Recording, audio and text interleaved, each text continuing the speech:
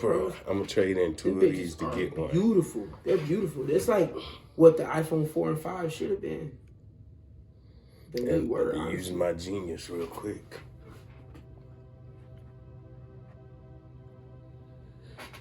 Bro, being able to think on your feet is like one of the best blessings ever.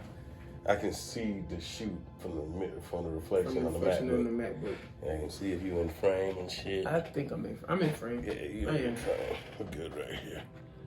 But what we saying? We was talking about how I got into music. Oh yeah. And but if you were like born in the last 20 years, your mama wasn't playing that rap shit in the house. It was R&B and it was gospel for the most of us. She played some rap. She played rap, yeah, but mostly, I ain't gonna lie, it was R&B. It was a really mostly R&B house. And my uncle, he was big in the industry, and you know, he was extremely talented. The man could blow and dance his ass off to the point where he had like a prestigious dance studio for a long time. He messed his leg up. Long story short, don't even matter.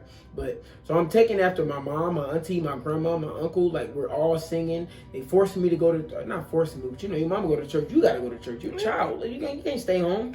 You gotta go to church with them. They making you sing in choir or whatever. So I eventually developed a voice, singing all my life. Then I get to what, 4th, 5th grade. I'm like, okay, I want to play an instrument. I want to be in a school band. So I started playing trumpet.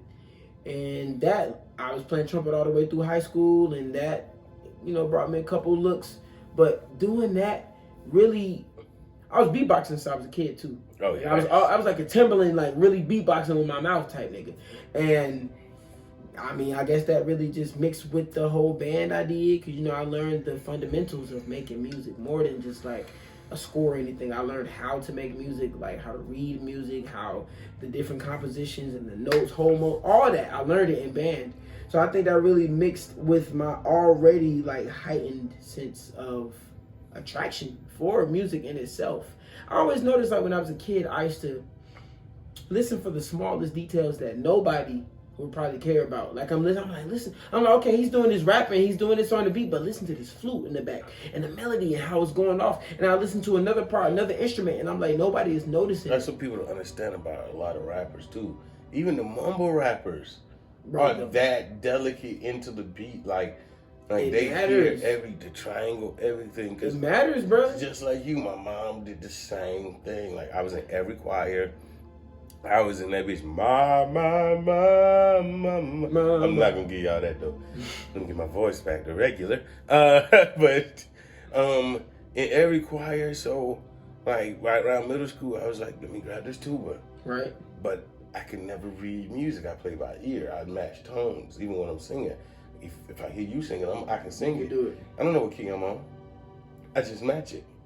So when it came time to go in the studio and sing, I wrote it, it was straight, but I wasn't good at the initial singing of it because I'm trying to match too many tones in the beat too. And then like I just had to, at that point, break down just the tone I wanted to match, like the piano and whatnot. Right. So like, that's like with you, a lot of people don't understand that even if you don't get the music or the art that he's making, it took time to build this artist, no matter if you don't agree with the music they're making. A lot of these, like some of these niggas been rapping 6 months, like Big Scar, Stunner for Vegas, but that doesn't mean they didn't love music before. But go ahead, my bad. Well, it's fine. It's just rabbit hole. Like music is my soul, man, and it's like I always had a hard time expressing myself, like expressing my emotions, how I truly feel. I've been a wordsmith all my life, but I could never seem to pull in the words to convey exactly how I feel and what I want you to understand in that moment. I could never really put it together successfully without it being some kind of mistranslation. So music is the way that I can really do that, like, because I can spend time and think about what I'm saying and write something or put my emotions into this melody, into this chord progression, into this percussion, like this you know what I'm saying? Like I could do a lot of stuff with how I feel. I have to talk to nobody. So that's a big reason why like music matters to me, you know? And it's like I said, my song Float. It's not out yet, but it'll be out soon when I drop this project. Man, I ain't never cried like that before. Like it was crazy. but I'm in there expressing exactly how I feel, and I'm talking about basically the chorus is rain, rain, go away, come again some other day. Pain don't trouble me, I just wanna float away. Rain, rain, go away, come again some other day. Pain don't trouble me, I just wanna float away. And basically what that is like, you go through a lot of shit, like your rent might be due, you got no money, you feel inadequate in this area of life, you subconscious, you this, that, and the third. You're dealing with so much trauma, so much pain that you don't even know what to address first. So you just want to, you ever just want to disappear and just float away from everything? Just every like, day. If I could pause time and just go and live life for like a year. Time is paused, and I'm just getting myself together, and then come back 2 seconds later from when I initially paused the time. Everything could be so much better. And on that note, goes back to another post I made earlier on Facebook. I'm gonna follow you on Facebook. But I don't even use Facebook. Me either. I just got back on to promote my YouTube too. I should. But this girl that I know from college was literally speaking about like things that cause anxiety and about how the generation has more anxiety. But most people don't realize that we got anxiety from, and I'm gonna sound like a hypocrite, I hope y'all ready for this, expectations. You heave so many expectations on your kids that by the time we get adults, we really start feeling like we failed by 21. If we haven't done the things that have been expected of us, and now that we've expected of ourselves, and now we're putting so much pressure on ourselves that every little thing makes us anxious to the fact that we want to run the fuck away. And y'all felt this too. Y'all just didn't express it the way we do and openly just say, no, we have fucking anxiety. It is true. And my anxiety brings me to tears a lot, because even when something good is happening, even when like this my life is amazing right now. And I know that something big's gonna happen, and I'm so anxious for it to happen that it's making me sad. Damn. Yeah. Overthinking, bro, that shit will, man, that shit will put you in such a rut. It put you in such a place, like, I can't even explain it, bro. Overthinking has made my therapist a rich man. Oh, God. He sit there and think and gets to just listen to you express them overthought-ass thoughts. And fix it myself. Exactly, because he didn't say nothing. He just talked. Yeah. He just sat there and just gave you an ear. And came up with a All solution. you need is somebody to talk to. Like this new chick that I'm trying to chill with, you know, she literally like, she was there for my last relationship. And she said to me, like, things that I say to other people. And what did you learn from that? Nope. Don't bring that other person up. What did you learn? Not what did they do to you. And she did it to me, but she didn't understand the way I talk. I talk like that. Like, it may seem like I'm bringing the other person, but no. I'm telling you, like, she demanded a lot, and I gave it. That's where I fucked up. She demanded more than she gave, than I gave.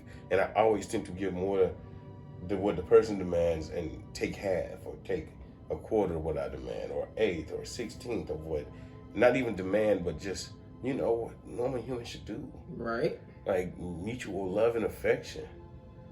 Like, put you in the fucked up position. It does. And like, yeah, and when she's saying, she's like, okay, the way you're wording it sounds like you're blaming the other, but you're actually not taking responsibility. Like, she would burn incense or sage under my fucking fire detector. And I got a new alarm system put in. My fire detector calls the cops before it calls me. Wow. And I got that on purpose because I don't want to die in a house fire. My cousin did. So, rest in peace, bro. Yeah, and that's in high school. That stayed with me. I got a whole op out of that situation. You want to roast my cousin after he died? I beat you every day for a month, Rudy. Anyway, but then saying that she would burn it and I would lose my fucking top. You stupid. You're so fucking dumb. Like, I would say that to her and I realized I didn't have to go that hard. She fucked up, yeah. But like, after the 5th time, I lose my head. When I should just realize, like, even if somebody's trying to change, it's probably going to be the 200th time that they change. Maybe a 1,000,000th time. Bro, that soundbite, like this little clip that you just said, that sentence, somebody's gonna change the 200th time before they actually change, I'm gonna need that. I gotta send that to a certain amount of people. You know exactly what I'm talking to. Yes. Oh my God. And oh wow, that's crazy. yeah, like that's what and I told her that today. I was like, that's what I got out of it. It's true though. Nobody changes on your time. A lot of women expect me to, and I do it. But I can't expect them to give the same as energy me. and yeah. They're not me. They're not you. They're not me. And a lot of people try to date themselves, and I would never date me because I want to experience somebody new. I don't want to experience me. I know me. And I live with me, bro. Yeah, I am me. I have a whole twin too. There's two me. You do have a twin, bro. I already got another me. I want a you. What is it like having a twin, bro? Oh, you ever have somebody that lives their whole life just not giving a fuck about other people sometimes and do whatever the fuck he wants to do and you both get blamed for it? Slick. Yeah, that's it. I remember coming back to Tuskegee.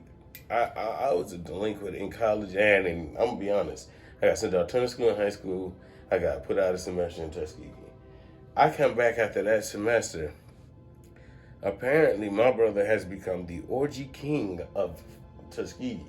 Just huge sex parties and everything. So one of the girls runs up to me. I'm at KFC going to see the two twins I told you about, Kobe and Shaq. The girls. At their job. And they're getting me a job because I just need a second job while I'm in college. That's the kind of guy I am. And so at this point, this fine-ass light-skinned girl from Chicago runs up. Jamal, you gonna act like you don't know me? And I turn around like, I don't know you. I'm not Jamal. And before I could explain, she's like, you a lie. You need to start snapping. And somebody just comes out the back like, you know that's your twin, right? That knows me. Yeah. And she's like, oh my God, I'm so sorry. Your brother ain't shit. And I'm like getting, we a few weeks passed and they dropped something called the Tuskegee Hoe List. Out of 500 people, twins are number 32. And they're just naming shit Jamal did, not me. Nothing, it had nothing to do with you. I was celibate. Like, damn, bro. Just chilling, bro. I'm just vibing. And then the hatred, the bitches that he fucked and didn't talk to, that he would tell sad stories to, they put a comment under there. Don't you got to get pussy to be a hoe? It was like that because they're like, they fat. There's no way they having sex. Bold of you to assume. Yeah, no, because we got turned down a lot. Yeah. And girls are actually open with why they turn you down. I don't date fat people. Go date somebody your own size. You too fat for me. And fat girls say this too. And all this and all the disrespectful shit, bruh.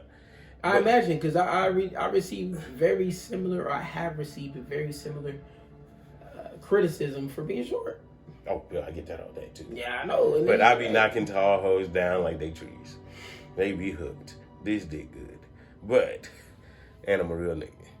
Real man. That's funny as fuck, bro. And look, the thing is, they were aware that their friends would act like they didn't want us in front of them, and then behind their back be fucking us. Yeah. You turn me down, girl, that dick over there, what you mean? And he got a job, and he got money. He's doing well, he's doing shit. He can cook. They smart. He's funny. Like, bro, we knocking their nigga is down. into alternative shit, not just the same old shit. Like, girls love when they come and to your house. And to me, it's amazing. There's no way you can turn me down. What are you talking about? I try to tell niggas, if you really want to impress a girl without saying anything, put her on the new music. Oh, yeah. Bruh. Don't play the same old shit. She gonna get up and twerk. You make her comfortable. Bro. But you put on her new music, you teaching her shit. She much rather be with a nigga. Music, yes. And it's also an advantage when you make amazing music. My son. They're also like, oh my God, this is so good. And I'm just like, well, this is some warm-up shit. You just brought me back full circle. You would make a great comedic straight man. I was finna say this, bruh.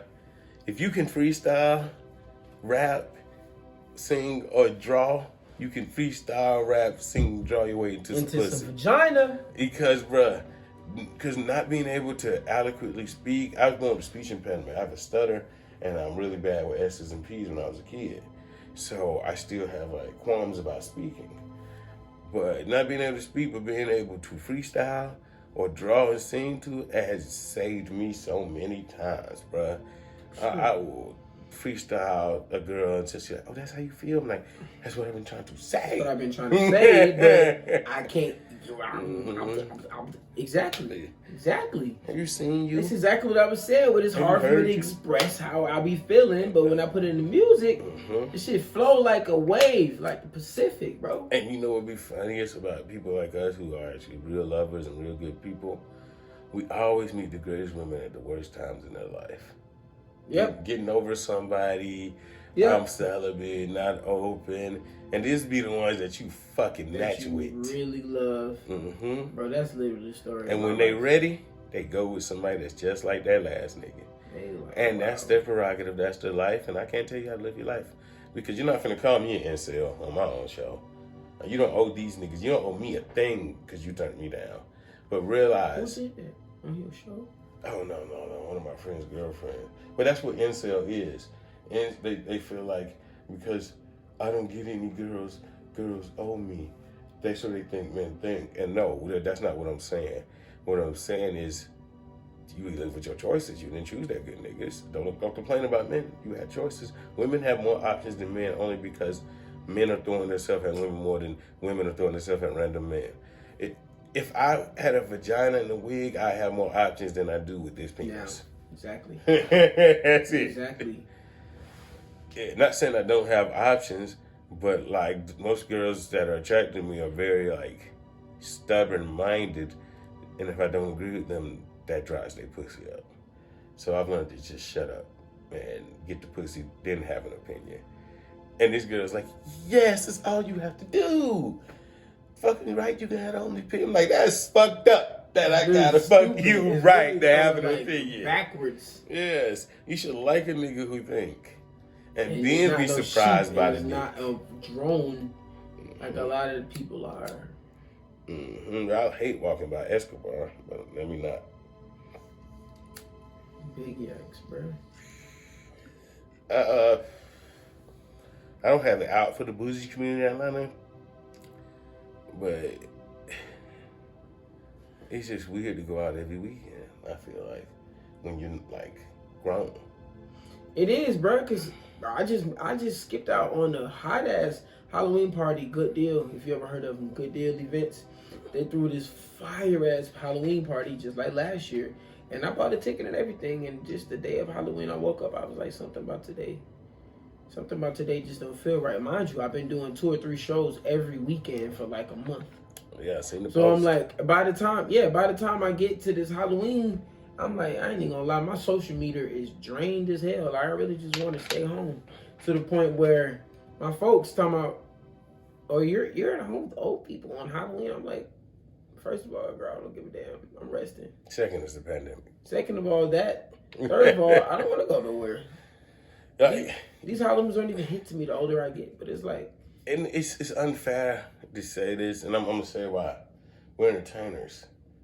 We go out during the week. And ever since I became a rapper, that I've been biased and saying like, y'all niggas that go out on the weekend to pay to go around, people are weird. I've been out already this week. I'm staying home on the weekend. On Saturday, entertainers don't go out on Saturdays. Nobody books amateur acts on Saturdays for the most part. So most of us are either at house parties. Most people are going out, so they're going to go where the money makers are. They're going to pay $50, like I said, to get in and watch girls dance on each other, buy them drinks, and go home with nobody. And, you did say it on the post. Yeah.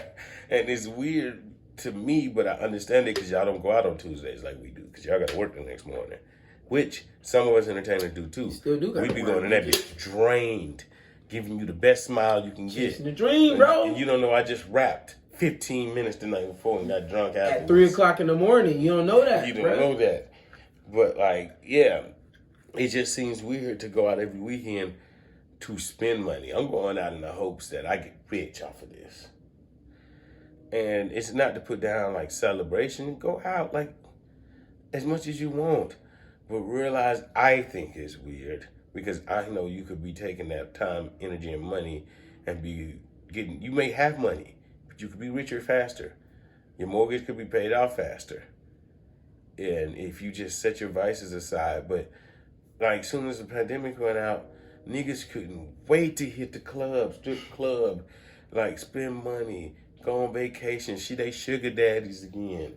Because they've been living that mundane shit, man. And it wasn't even mundane. It was a time for you to reflect. It is, but okay, I won't call it mundane. No. You were right, 'cause that's how they felt. Right, and it's like, well, what are you really missing out on? And I get it, like going out and having a good time and seeing fine ass women shake the big booties and everybody you dressing up, and it's like, if you think about it, what are you missing out on? Because obviously it was there 3-4 months later. It was right there waiting on you. Because you've done it for like 3-4 months straight. A long time you've been doing this. But Atlanta, and I say this on every episode, and we want to drill this point home because we love this city. We're the only city that's really wide open. And out of towners are taking advantage of that and fucking our city up, shooting it up, all that shit. Most of that shit ain't local people, except for like the dope boys running off on each other. But other than that, all this shit acting wild at the clubs and the streets, that ain't us. Y'all let out of towners take advantage of the fact that we're being irresponsible. That's a tweet. How long you following on Twitter? What is your Twitter? I barely tweet. Why? It got hacked too many times. Hey, in Savannah, we were pretty big rappers. Damn. Yeah. So I know your Twitter probably be up as hell. I have less followers on Twitter than I do on Instagram right now. Most of my interaction on Twitter is porn stars and OnlyFans bitches. Porn stars and who? OnlyFans bitches. Oh, okay. And you know what the worst part is? Twitter porn be going nuts though. I ain't gonna lie. I followed all these people that are doing the Twitter after dark days. Yeah. I haven't touched my Twitter in 3 years. I get back on and everybody I follow has their OnlyFans. I didn't follow these people for their OnlyFans. I'm not that guy. They're making money now. Yeah. Well, they was doing it for free back then. Back then, yeah. They would just... Then they started making literally, money. They weren't even just doing it for free. Twitter porn was advertisement. Like, hey, if I'm in your city, we can fuck if I like you. Like, Black Planet was like that. Niggas got pussy on Black Planet, bitches got dick. But, like, yeah, now with the OnlyFans shit, I respect the hustle. I don't like it. Everybody don't look good fucking. Some people supposed to just fuck in their room. Also, some girl posted the other day and called herself a struggling sex worker as an OnlyFans girl. And I'm like, boy, you can go get a security job or work from home. You don't have to struggle. As an OnlyFans girl, when you're struggling, you're choosing to struggle. I can see if you were a struggling porn star signed into the industry with a thriving career and the work just stopped. That happened. Porn stars had to go to OnlyFans. If you were a prostitute who's like been on the street since you was 14, you don't know where your social security card and ID are at. You don't know how to get your birth certificate or nothing, and you've been being pimped and brutalized for almost a decade, then yeah, you're a struggling sex worker.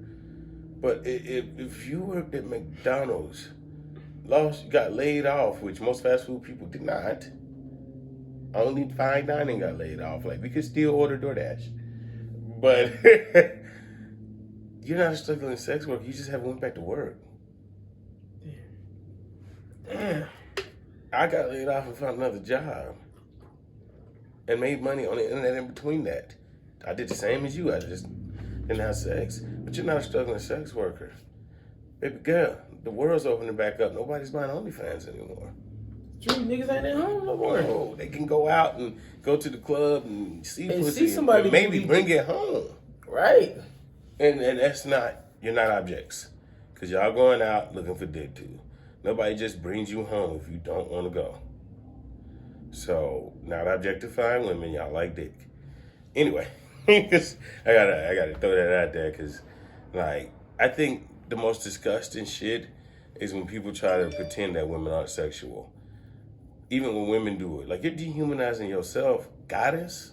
It's okay that you like It's dick. okay that you like the bust nuts. You supposed to like it. It feel good. It feels nice. It does feel good to bust a few nuts here and there. You deserve it, queen. Don't desexualize yourself, but also don't desexualize me. I had so many people tell me because I'm fat, I'm not supposed to be sexual. Bro, I just weigh more than you. That's it. I had to tell the girl one time, like, I'm still black. I got a dick on me. Not a penis, not a small little a dick on me. Stop playing. Like, I'm not one of them. Stop playing with me, bro. Like between me and you and them, every time, like, for a long time, girls would be like, oh, that wasn't what I expected. That was spectacular. My last relationship started out with her saying, you think I'm just gonna let you fuck other people like that? I'm like, guess we together. I guess you're my girlfriend now. You got a fat ass, you nice. We work. We didn't work for long. But how many relationships have you been in, bro? Like, earnest to God, you're my girlfriend, I'm your boyfriend type shit. I got in my first relationship at 21. It lasted 6 months. After that, I got in my first real relationship that lasted years when I was 23. Then after that, it was probably 3 to 4 more. What that mean? I expected a way bigger number than that. I fucked a lot of women. Like, I'm writing a movie. It's called Fat Black in Atlanta.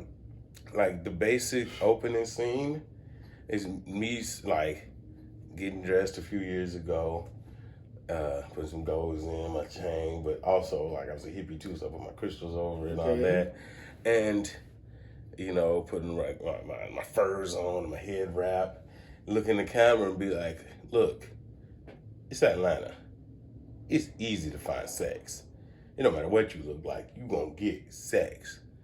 But I'm fat. You know how hard it is to find love? Bitches will fuck me before they'll date me.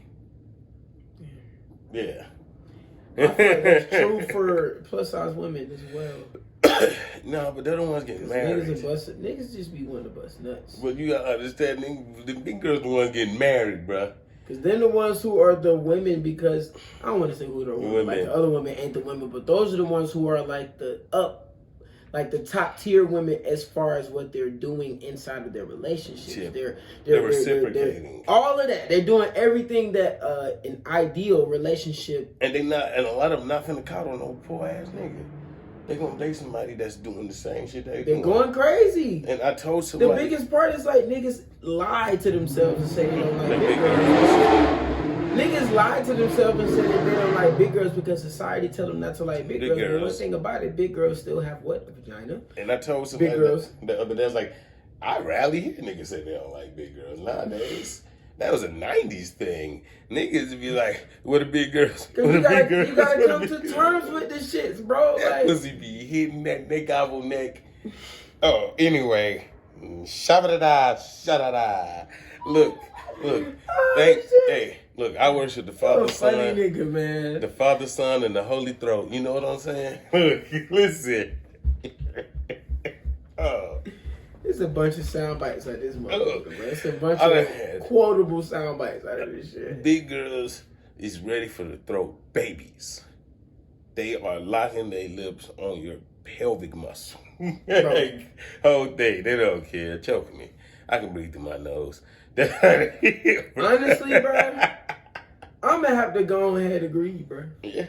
I'm gonna have to agree. They trying to, like, but the thing is, the same way big girls are just definitely more passionate and sexual. That's how, as big guys, we go into it because we got something to prove. Like, you guys, and you not finna tell nobody my shit was whack. On God. On God, bro. One thing about it. And it's not even about the ego. It's more because, all right, I get this opportunity. I can't, I'm not finna let you down. You gave me pussy. You gotta show and prove. And I'm gonna make sure you leave with what you came for. It's enjoyment. It's like Rock Lee versus Gaara. It's like Naruto versus Neji. Yeah, bro. Niggas like, he's just gonna get his ass beat. And Naruto was like, you know what? I'm not just finna go down there. I'm not finna go outside and I'll beat you, nigga. Yeah, you think you finna throw all this ass on me And I'm not finna catch it? Why would you talking about? Or I'm about to small stroke you. No, I'm touching cervix. I'm about to. Exactly. I'm touching bottom. Exactly. I'm from my family. Yeah. My daddy is 80 years old and has a 2-year-old child. My daddy has 22 kids. My older sister, God rest her soul. Yeah, that's how 22 kids? we blessed over here. Check me. 22 kids. Hey, that old nigga is wild. We're not even talking about his vitality right now. We're talking about 22. Oh my God. How many moms? Not even my business. 22 Lots kids? of moms. I think she's 21. Oh. The mom. What? She was 21. She's 23 now. Oh my God. Yeah. You know what? That rich bastard. I hate that nigga. Anyway, all right, those are some issues I've dealt with. 22 kids. Mm-hmm. That's like, not even no disrespect. That's like a joke. It's like a joke to hear hilarious. you say that. It's hilarious. He's not the best father either. But he rich as hell. I couldn't even fathom. But he doesn't even help out with that. We grew up poor. He Rolling Stone. Yeah, that's exactly what he is. Wherever he put his Meat was a home. They got a home. Literally, like if you have his kids, he'll buy your house. Got some money? My dad's dumb rich. He just don't do shit for us. Why? He's one of those like, my dad will give you the same thing my dad gave me, 2 feet in the world, go make it yourself. He said that to me. Why would I give you money when I gave you life? Is he bitter? Nigga, you brought me here. We didn't invite him to graduation. I didn't ask you to be here, nigga. He was bitter about us not inviting him to our high school graduation, definitely. But like, dude, like by the time I was 18, I had seen you twice in my life. Of course I wasn't gonna invite you, nigga. I don't know you. I don't know you, guy. Like I'm 23, went and stayed with him for a little while. You know this man that gave me life. Had the nerve that you should change your name to my last name. His last name starts with an A. My last name starts with a W. I've been called Glass my whole life. It don't even matter no more, guy. This shit don't matter. My last name starts with a W. See? You know what it's like to be the caboose every time? And this is not like randomly falling on. This is like you have to be the last. Alphabetical order. You ever know what it's like when it's like a party in the class and everybody's getting their snacks and they got to get a special snack for you because they ran out of all the other shit. Now you got to get some random shit. Everybody getting fun shit, Capri Suns, hot dogs, and wings, and you get some random shit that you don't want. And then the worst part is, the best part is when you get that teacher that had the last name too, and they do the alphabet in reverse. And they vote with you! Yes, that's the best. That's the best. They do I'm doing the alphabetical order in reverse. They're like, what? I'm first? I'm first? I'm one of the first? What? Yes, go. Have you ever seen a body? That's funny, bruh. Look. That's like a real small tidbit of childhood that a lot of niggas don't ever feel because y'all be in the middle or the front of the line. What pissed me off is I had wrote a whole stand-up routine about this, and then Raphael Warnock used this in his campaign for governor of Georgia. Wow. He is like, his name's Warnock. I've been last in every line, but I want to come first on your ballot. That's some real player shit. Bro, he literally, as a grown man, he was like, kindergarten. He sat in the kindergarten class as a grown man. He went through the lunch line with the kids last. Like he was. That's funny. I voted for that guy. You still could use that. I don't want to. You still could use but I voted for that guy. Because I ain't gonna lie, before you even said that, I don't even know who Raphael Warnock is. I ain't even gonna lie. He's a reverend in southern Georgia. Black man. Good guy. Okay. Yeah, I'm not Christian anymore, but I still love my black church people. Beautiful music, beautiful belief system if you're actually a good person. That music is amazing. Yo, church gospel, if you listen to the musicality in that shit, I'll be like, oh my God. So the singers, oh. Y'all about to get the extreme digi today, I guess. One of my main reasons for not being a Christian anymore was the music too. As beautiful as it was, At 12 years old, I had no business crying. I had not sinned. I'm in that bitch feeling guilty for something I ain't done. Knew. Sad as fuck, crying like, I'm sorry, Lord. For what? That's how they do it. That movie so powerful. You sorry for something you ain't even do. I don't want to feel sad every time I go somewhere. I was done with church. Like, bro, that shit was depressing. Like, for the happy moments, it was happy. But for what it was, I got, like, me and Jamal were stars of our church. Like, bro, when we went to college, everybody like, there they go. They gonna come back and put money into the community. They about to be rich soon, y'all. Like, we were like some of the hosts of our high school. And those people I love to the death of me. And at the same part, some of the meanest girls in the world. Some of the meanest people in the world to each other. The backbiting, the backstabbing, the telling women, God gonna send you a good man for them kids. And shit like that. And I was just like, so it's homeless people out here that need help, y'all. Can we do that? That was my take on it. Like, I watched people in the church, lights get cut off. Not mine. My church was the best. We helped people in our church. We took care of it, but it was still the backbiting and shit. But I watch people in other churches' lights be cut off, and they go to church every Sunday and tithe, and I'm like, your church ain't paid your light bill yet? That's what they're supposed to do. No, it just wasn't for me anymore. I found peace and solace in Buddhism. And what most people don't know is you can be a Christian and Buddhist. You can be Jewish and Buddhist. You can be Muslim and Buddhist. Because Buddhism isn't a religion. It's a guide. I'm about to say something like a way of life. Mm-hmm. And to be like real peaceful. To be like... To accept the negative with it. Mm-hmm. Your karma, everything. Not desire, but be accepting. It's just like when girls ask me, what are your intentions? I really don't have any. Am I attracted to you? Yes. Am I sexually attracted to you? God knows yes. Am I talking to you right now in hopes that you go have sex with me? I can live without it. But if it happens, it could be cool. And if we form a relationship and you be my wife, then cha-ching. We both win. But no, I have no intentions, ma'am. Can I get to know you? But I don't want to be a friend either. I got a lot of friends. I want a wife. But that's been it, y'all. The 3-part episode, because I've been waiting to chat with this guy for a minute. Long time. Yeah, man. Long time in the making, bro. Definitely. And I know y'all been badgering my DM about the lack of content. So here you go. You get P.D. Parker tonight. By the time y'all seen this, P.D. Parker would have dropped. You get part 1 of Christian Davis, who I call Christian Smith in it. You get part 1 of this. You get part 2 of Christian. You get part 2 of this. You get another person. Then you get part 3 of this. So you're going to see a lot of this guy.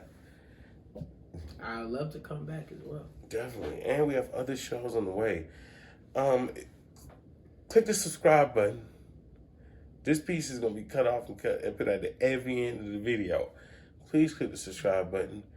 I'm not going to bother you with too much content. I just really want to get paid for this. Hey, ever out.